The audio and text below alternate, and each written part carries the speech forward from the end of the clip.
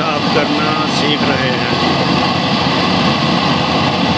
ये मीठे तेल में कली को 11 बुझा देंगे और बिल्कुल शीशे की तरह साफ हो जाएगी।